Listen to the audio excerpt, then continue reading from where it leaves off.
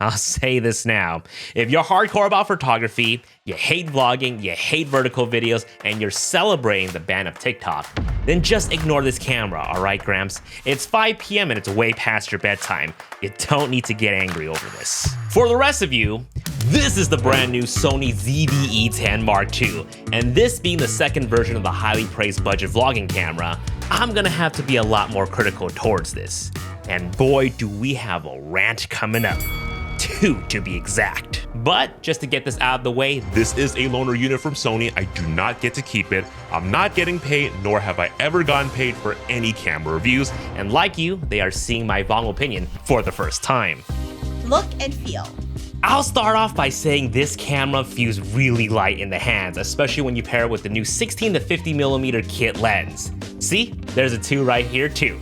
Although it's made with more plastic-based components, this overall package just feels so good to hold. The grip here is chunkier and deeper, making it easier to latch onto, and the increase in grip here is also because it is now using the bigger Z batteries. Can I get a hell yeah? More juice for more shoots. Oh, hell yeah! Now, I definitely don't want to be overselling this if you've always have a grip problem with small Sony cameras. Michael, with your big ass hands always complain the lack of a pinky grip, then you're still not going to like this. And of course, the moment you start adding bigger and longer lenses, your handling experience will definitely go down. Keep the lenses small and light, and you'll have a good time. And thankfully, there are plenty of small and light aps-c lenses that exist. Buttons and ergonomics. Background defocus and product showcase, the 2 exclusive ZV button features are back. Background defocus? Background defocus is a shortcut that helps you blur and deblur the background. But as always, it's not software blurring like you would get from smartphones. So in order to see an obvious difference, you would want to use a lens with a fast aperture like this 15mm f1.4 here. And product showcase just disables face and eye autofocus, so you don't have to awkwardly block your face when you're trying to show off your product. Is it working? You see the camera, not my face, right? But the same problem also returns. You cannot enable and disable product showcase while you're recording, which in my opinion defeats the whole purpose of this shortcut, right? Like I'm talking right now, I want to show you this product, I would have to turn off recording, turn on product showcase, hit the record button again, show you the product, turn off recording, turn off product showcase, hit the record button back. It just breaks the flow of recording, which then you might as well just have covered your face just to make this whole process a lot smoother. And while we're being critical here, I hate this zoom rocker with a passion. My favorite camera of all time and the bigger sibling to this camera, the ZV-E1, also has this rocker that we would always accidentally nudge and have a more zoomed in view than we would want. Okay, let me just backtrack a little bit and explain with some examples and context, because this issue pertains more for video users. And consider this the first rant. It's not the main rant, but the first rant. You see, both cameras are defaulted to using clear image zoom, and clear image zoom is like a digital zoom, but more enhanced by Sony's secret algorithm, and it provides better clarity and detail. Essentially, no quality loss. It's amazing because it gives you an extra bit of reach with any lenses. Sony video users for the past decade have really enjoyed this feature. For example, this new power zoom 16 to 50mm, once you zoom up to 50mm optically, with clear image zoom, you get up to an extra 1.5 times reach in 4K, giving you a 75mm field of view equivalent. This works with prime lenses, and this works with your standard barrel twisting zoom lenses. Again, with no huge quality loss. However, with where the positioning of the zoom rocker is, you can easily nudge it. Let's say, for example, I have this 24mm f1.8 prime on. Without turning on any stabilization, I have all of my 24mm view. But without knowing, we nudge this rocker by accident. So when we start filming, we wouldn't realize we just made this lens into a 35mm view. While there are no huge quality loss, I still lost some of my framing when I didn't want or have to. And this happens way more often than I would like to admit on my ZV-E1. There are no visible warning signs that you've triggered clear image zoom other than this small magnifying symbol here at the top, which is easily missable. And you would get this warning right here on the right, depending on how you cycle through your on-screen display info. You see, with older Sony cameras, you have these dotted borders around that warns you when you're using clear image zoom. I don't know why they took that away, but now we have this potential, easily replicable issue for anyone. So the only solution here is to change this option to optical zoom and avoid using clear image zoom altogether, which sucks because it's a great feature to use, but this zoom rocker here is poorly implemented. So please, Sony, please let us disable this zoom rocker. Anyways, rant over. Until the next one.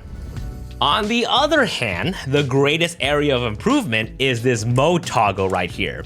With the first version, it's just a button to cycle through photo, video, and slow and quick. That's the slow motion and time-lapse function. Now, the biggest complaint was that people would accidentally hit that button and then they go and record a video thinking they're recording a regular video with sound, but it turns out that they're recording in slow motion with Now you don't have to worry about that again. This ticker has a lot of friction, so hopefully less accidental operations. But here's a suggestion to Sony. You know how you can enable red borders when you record videos? Well, maybe we could do a blue or green or even purple border when you're in S&Q mode. Just any type of more obvious indicator that you're in a different mode, but that's just more on the software side of things. We have all the same peripherals on the side, including USB-C. Handy because I doubt this camera comes with a dedicated charger, but the SD card slot now has been moved from being close to the battery to now being on the left side, which is very nice. So I'm not gonna list out every peripherals on the side, but we'll probably throw it up on the screen. LCD screen. We of course have the articulating flip out screen, nothing new, and because this uses the new 2.0 Sony menu system, we can now make our display even brighter with sunny weather and still have great colors even while shooting in 4K. Huge improvement over the last version. But while it does help out slightly in bright conditions, nothing compares to having an electronic viewfinder. But that's just one of the main factors that really distinguishes the ZV series from the regular Alpha series, so I won't ding them too hard on that. As a matter of fact, a lot of camera nerds will probably be very critical about this camera for not having enough custom buttons, a front dial, or even a joystick, but they tend to forget that this is Sony's lower end baseline model, so I think it's okay for them to miss a few knickknacks. And a lot of it, actually, is made up by having a fully operable touch functioning screen. Menu.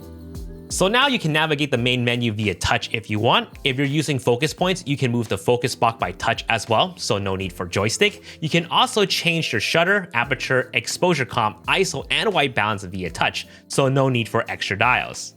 And if you're a complete beginner in intelligent auto mode, the bottom right corner right here, you have a feature called My Image Style. Much like operating your camera on a smartphone, you can adjust the blur, the brightness, the temperature, and filter all via touch sliders. And like most smartphone cameras, the parameters you adjust would disappear when you close out of it. You now have an on-screen UI that features a variety of shortcuts here on the side. Sadly, these are not customizable as far as I know because there are a handful of shortcuts that are redundant here, like the record button, the zoom, the playback, and product showcase. But good thing the physical buttons here themselves are reprogrammable. And if you find these on-screen UI to be too cluttering, you can swipe them away. Just make sure to swipe closer to the edge of the screen.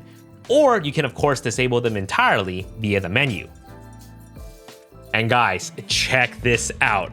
Vertical UI. About time, right? Now there are gonna be a flood of comments by users with the other models asking Sony, vertical UI firmware when? And yes, I very much agree because I would like this on my other cameras when I make my Instagram reels. But now that vertical UI is finally a thing means Sony is embracing the fact that people are recording more vertical videos these days, which begs the question, when are camera companies implementing the 1/4" 20 screw hole here on the side as well? Where I think it makes the most sense would be the grip side right here. That way the screen and the peripherals here are not obstructed. I'm sure there are way more engineering that needs to be involved, but I'm just talking with my dumb consumer mind, and they just need to make this happen. The customer is always right. Of course, some would say just buy a cage or an L bracket, but more casual folks would not want to make their cameras more bulkier than it needs to be, so I'll leave that problem for the engineers to solve. But yes, buy a cage or an L bracket. But overall, a huge improvement in terms of ergonomics. Autofocus. Honestly, not much for me to go over here. Sony autofocus is notoriously goated. Base and eye autofocus is incredibly snappy, and that's all you really need. In fact, I just published my essential guide to mastering Sony autofocus, so click right here to queue it up. However, it does not have the new AI subject recognition autofocus found in the more recent models from the other series like the A6700, A7C2, A7CR, so no bug, car, train, and plane autofocus. Not that we really need it, it does have human, animal, and bird, which is plenty enough, and it works great in both photo and video mode. Video capabilities. So there are lots to be excited about, and one big thing to be disappointed about. Again, RANT coming up. So this camera does have 4K 60 frames per second. Yes, good, happy to see it becoming a standard. No 4K 120, but that's okay. I don't think this camera really needs it. Now the 4K is oversampling for 5.6K, which means the sensor is technically shooting in 5.6K, but jammed up in a 4K box, so the visuals look extra crispy. There is no crop from 4K 24p to 4K 30p, but there is a slight crop when you're filming in 4K 60p. Just some info to keep in mind. And if you're planning on color grading heavily, we can record in 10-bit 422 in a variety of different formats. Even S and Q are gonna look so much better with the new 10-bit. Alright, a lot of technical mumbo jumbo right there. If you're just filming videos casually though, don't worry about it. Stick with XAVC S4K or HD 8-bit 420. Those nerdy numbers only mean something to the serious cinematic video makers that want to color grade. CineVLOG. But if you do want to dabble in making some cinematic movies, Sony does have the CineVLOG feature, which is a more casual experience that gives you that cinematic look right away. They automatically put black bars on the top and bottom of your footage, giving you the 235:1 cinematic aspect ratio, essentially a very ultra-wide looking screen. It does lock you in 24 frames per second automatically, but that is the cinematic movie frame rate. If the footage is looking choppy here, that's why. We're mixing frame rates. We here at Jason Vong Hollywood Studios have transitioned over to 30 frames per second videos. But if you edit and export in 24 frames per second, it should look pretty good. There are a few cinematic looks for you to choose from with different color tones, but you can also import your own look via LUTs. And this mode, honestly, is really fun if you want the cinematic feeling footage easy. SLOG3 Workflow. Now, for folks who are looking for a more advanced cinematic workflow, SLOG3 has never been easier to work with. Very similar to the ZV-E10, A6700, and some of their FX cameras. You can import and preview the LUTs while filming an SLOG3 to ensure you have the correct white balance, color, and exposure. And you can import up to 16 LUTs. That's nuts. You have to try these nuts. And I know some of you are gonna ask, but no, you still can't take photos in SLOG3 with these LUTs. Recording test and overheating. So let's go ahead and run some long recording tests. Start off with 4K 24p 10-bit 422 in the XAVC HS format. We nearly filled up a 128GB SD card, capturing over 2 hours of footage before the battery juiced out on us. With 4K 30p 10-bit 422 in the XAVC SI format, we filled up the same 120GB card with roughly 55 minutes of footage with no heat warning or overheating. And the same goes for 4K 60p 10-bit 422 in both the HS and SI format. Card filled with no heat problems. Now keep in mind, this is done in a room temperature controlled environment. Your experience will vary depending on where you shoot. However, it has been humid in Tokyo these days, and I've done plenty of intermittent 4K recording outside with no heat warning or overheating. The camera did get warm, but was never forced to shut off. And I would consider this pretty amazing for a small but powerful camera. IBIS. Alright, here comes my second rant, the main rant. The ZV-E10 Mark II does not have in-body image stabilization. Wait, there's no IBIS? So, In-body image stabilization, or IBIS for short, is when there is stabilization mechanism built into the camera, which really helps smooth out video footage when you're hand-holding the camera. The A6700 has it, the FX30 has it, but not the ZV-E10 Mark II, which I would argue would have been a massive improvement that it needed from the Mark I. Instead, it's opting to rely only on active electronic image stabilization, so software, not hardware stabilization. So, let me review this really quick and I'll get into why that is a problem.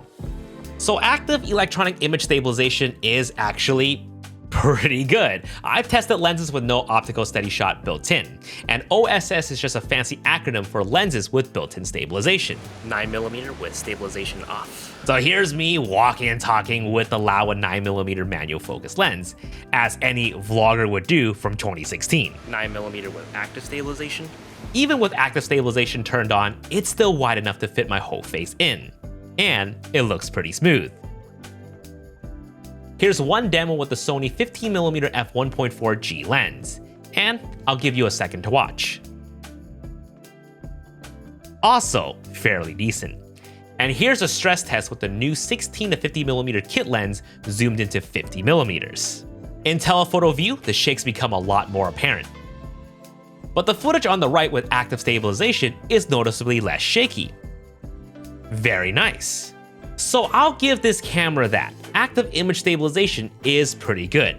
But here's the problem. Super close. I'm sure you've noticed the cropping is absolutely atrocious when you enable active stabilization.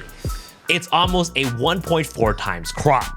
On top of that, you also suffer a bit of a crop when you shoot in 4K 60p. This is 4K 60 with active stabilization. So combine that with active stabilization and you're seeing an upwards of 1.5 times crop in toto. Roughly around the same arm distance too. And while I praise how good the active electronic image stabilization is, it doesn't matter when you have to lose so much of your framing just to compensate for the shakes. You won't lose much image quality though because of that 6K downsampling, but still. This new kit lens here is already not fit for selfie vlogging, and for years we've been saying 16mm on aps-c is not wide enough for vlogging, and now the active stabilization crop will make it much worse. Thankfully, the new kit lens does have OSS, so you don't have to use active stabilization. Now, you can go out and buy a wider lens like a 10 to 20mm G or the 11mm f1.8, but it defeats the purpose of owning an ultra wide angle lens just to only use it with that egregious crop. Not to say I won't or can't recommend the ZV-E10 Mark II, people are still gonna buy this camera, but for lens choices, I'm gonna have to make different recommendations. So, you'll need to find lenses with optical steady shot, but the problem is Sony and even third-party lens companies haven't developed any new lenses with OSS in a very long time. For example, the famous Sigma 18 to 50mm f2.8, highly recommended across the board. No OSS, sat reacts only. With active stabilization in 4K 60p, this lens becomes about a 27 to 75mm or 40.5 to 112.5mm full frame field of view equivalent, which at the starting end of it is way too close for a versatile mid-range zoom lens like this. Now, don't get me wrong, there are still a good selection of OSS lenses. They're a bit old, but optically they're still decent, and you'll find a ton of great deals in the secondhand market. For a super ultra wide angle lens, try to find the old Sony 10 to 18mm f4 OSS. Still a very goated lens. In standard stabilization, you can still enjoy all that 10mm goodness with no cropping compromises. For mid-range zooms, you actually don't have to settle for an old lens. The Tamron 17 to 70mm f2.8, which came out a few years ago, is nice, albeit a bit big. For something smaller, I highly recommend the Zeiss 16 to 70mm f4, but others have also really enjoyed the 18 to 105mm f4, both OSS. For fast primes, there are the 35 and 50mm f1.8 OSS. But anyways, I'd rather Sony give us in-body image stabilization in this camera so we wouldn't have to worry about getting specific lenses or worry about the immense active stabilization crop. I don't know, maybe Sony wants to keep a gap between this and the a6700 and the FX30, which is fine, I get it, but they should have updated OSS lenses at the very least. Bottom line, no IBIS makes me angry, but mainly just sad. Low light. And I'll tack this on right here. While the ZV-E10 Mark II can go up to as high as ISO 32,000, if you have active stabilization turned on, your max ISO in video will be capped at 6400. This may not necessarily be a bad thing, as I would generally not go past ISO 6400 for aps-c cameras, but just something to keep in mind. Built-in microphone. Like the ZV-E1, there are several mic directivities that you can choose from. All right, I'm recording. To get the best onboard mic quality. What microphone directivity do you have it on? Oh, right now Auto, I don't really front, all around, and rear. But since we're keeping this section short, I've always recommended using a more dedicated microphone, like a shotgun mic or a lav mic, to get the best audio quality possible. But of course, the best audio is always going to come from a dedicated microphone, like this lav mic right here. Can you hear me from over here? Probably not. Photo capabilities. And yes, the ZV-E10 Mark II can take photos, 26 megapixels, RAW, and JPEG. But sadly, compared to the ZV-E10, this second version does not have a mechanical shutter, just electronic. This can be considered a downgrade since the first ZV-E10 had it. Now, I'm not going to be too hard on this fact because I've always felt the ZV series have always been intended for video only. But here's why not having mechanical shutter can be a bad thing.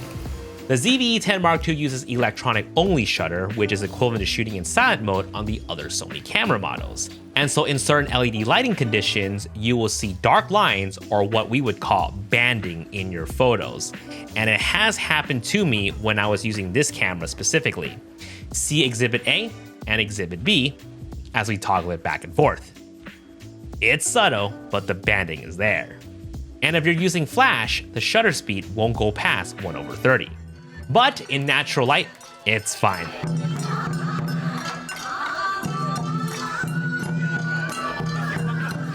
I've shot plenty of photos with my ZV-E1, which is the exact same thing in regards to photos, and haven't noticed anything too drastic, at least casually. But for pro work, I would definitely go for something else in the Alpha series, like the a6700. Price, and what Jason recommended. So it's gonna be $999 body only, $1,099 with the new kit lens.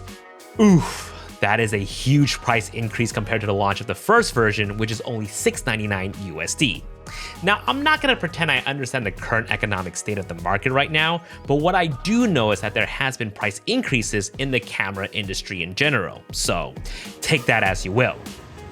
But man, the pricing is pretty steep for no in-body image stabilization, and it's really hard for me to recommend this camera without also recommending specific lenses with optical steady shot, because otherwise, it's a fantastic camera with all the modern upgrades that it needs. Updated menu, brighter screen, better touch support, increased battery life, and more enhanced video workflow. Between the Mark I and the Mark II, oh, no brainer. I go for the Mark II just for all the quality of life improvements. And if this is just gonna be on tripods for life, oh, even better. However, I would highly recommend the Sony a6700. For $400 more, you get an electronic viewfinder, a mechanical shutter, 4K 120 frames per second, and most importantly, in-body image stabilization. And that alone, you will never have to worry about buying a lens without optical steady shot. And the a6700 offers a much better user experience. Take my word for it. You can't go wrong with Jason Vong. If you enjoy our work on this channel, then consider a super thanks donation, or simply stick around and listen to what my sponsor Squarespace has to say. Squarespace is an all-in-one platform to create beautiful websites. No coding knowledge needed. Just simply choose from their many templates and designs. Perfect for photographers and online shop owners. Use my link down below for a 14-day free trial, and when you're ready to launch, you can use my code JasonVong to save 10% off your first purchase of your website or domain. Guys, thank you so much for watching, and we will see you guys in the next video. Peace. There's no IBIS.